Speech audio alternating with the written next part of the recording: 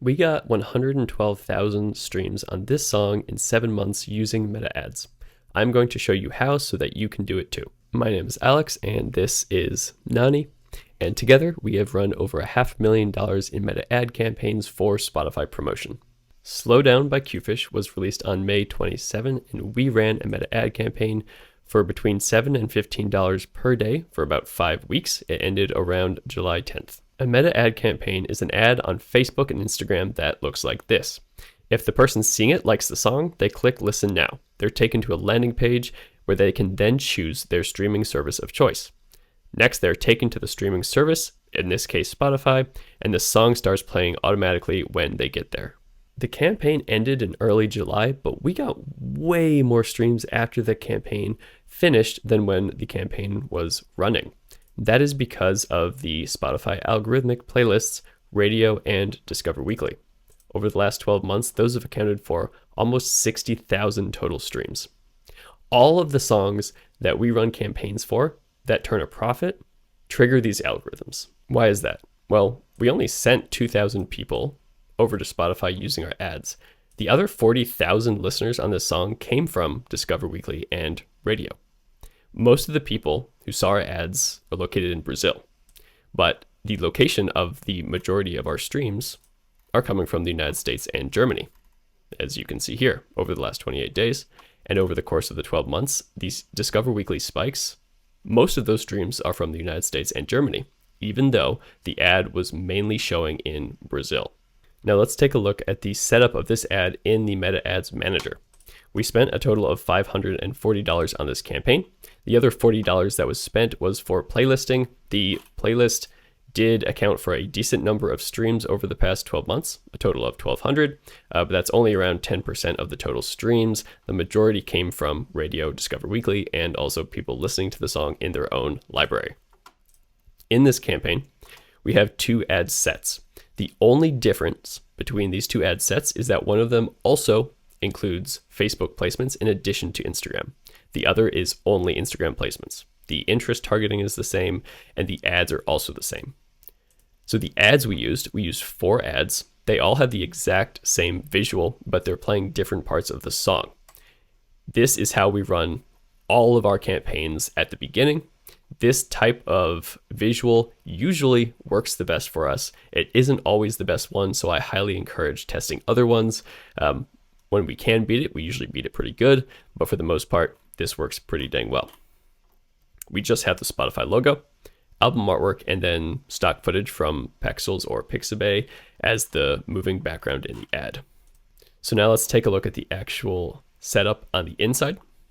I'll go line by line. There are no special ad categories. I don't do anything on this little first section. On the campaign details, I like to put a spending limit. So instead of setting a daily budget and then an end date, I usually set how much I want to spend in total and then a daily budget. This song started out at $15 per day, but for the last week or week and a half, I turned it down to $7. I typically just leave it at $15 now, so it runs at $15 per day until the $500 or so is spent. I don't do anything with the campaign bid strategy, budget scheduling, or ad scheduling. All of that is default, and I don't run A/B tests at the beginning of any of my campaigns. We're going to look at the Instagram only ad set. Like I said, the only difference between these two is that I included Facebook in this other one. That one performed worse, so I'm just going to show the one that performed better, which was the Instagram only. Usually having Facebook in there doesn't make something perform worse. The cost was so similar that they probably would have ended up being the same if I let them both run longer. But we're going to look at the Instagram one. The first thing on here, the conversion location is a website. It is the Hyped It landing page that I mentioned before, which looks like this. We are doing a performance goal of maximized number of conversions. My dataset, which is also known as a pixel, is the one I use for all of my other songs as well, and all of the label songs. The conversion event is the Hyped It Smart Link click, which is essentially when somebody clicks on one of these 2 buttons on the landing page. Cost per result goal stays at default. I don't use a dynamic creative. My budget and schedule, I started it a couple days after the song came out in this case, but it should be started on the day that the song comes out. I don't have ad spending limits, and I don't have any budget scheduling. My audience, I never take Meta's requests or Meta's advice to do Advantage Plus Audience. If you use Advantage Plus Audience, you will likely see great conversion numbers on Meta, but then no actual streaming activity on Spotify. I do manual audience for that reason. This is the list of countries. I will include the spreadsheet with my countries in it in the description of the video for you. I targeted 18 to 45. And for this song, I did Spotify and then narrowed it by electronic dance music. This is pretty much what I always do. Most of the music that I promote is EDM, and so I typically just do Spotify narrowed by EDM. I don't restrict languages. I do all languages and all genders. The beneficiary and payer, that's just who is benefiting and paying for the ad, so that is my record label. I do not have financial products in my business, so this does not get checked. I use manual placements only. Advantage Plus placements leads to the same issue as Advantage Plus Audience, where you may see great engagement on Meta, awesome costs, but then you go over to Spotify and nobody's actually streaming the song.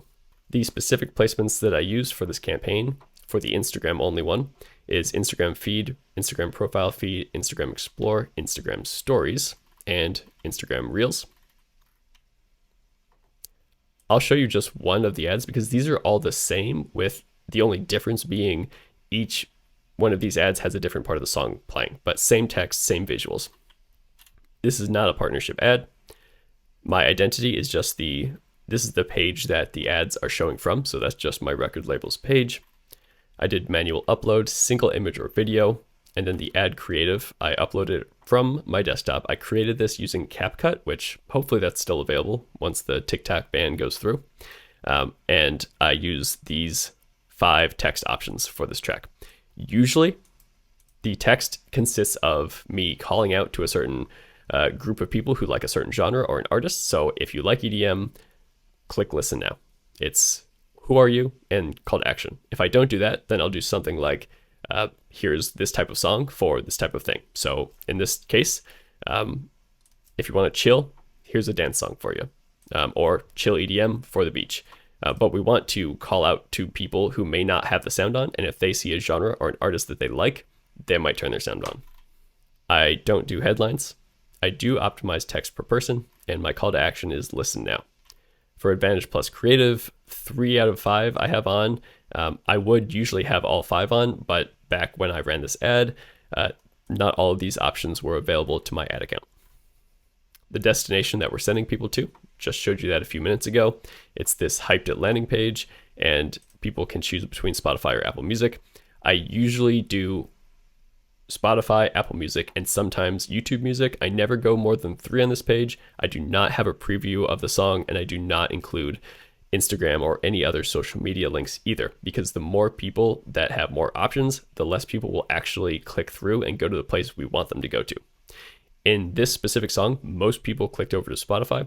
If for some reason it was half and half, or if anything more than say 20% of the people were going to Apple Music, then I would remove Apple Music and just have Spotify. But usually it's 10 to 15% of people clicking to Apple Music. As long as the vast majority are going to Spotify, I'm pretty happy. Languages off. Tracking, it's just the website events for my Pixel. And that is everything. Now, if you want to get all of those results, but you don't want to have to put any of the work in, and you also don't want to have to pay for it, then our record label is accepting EDM demo submissions. So click the link in the description of this video to be considered for a release on our label where you don't have to do any of this because we do it for you.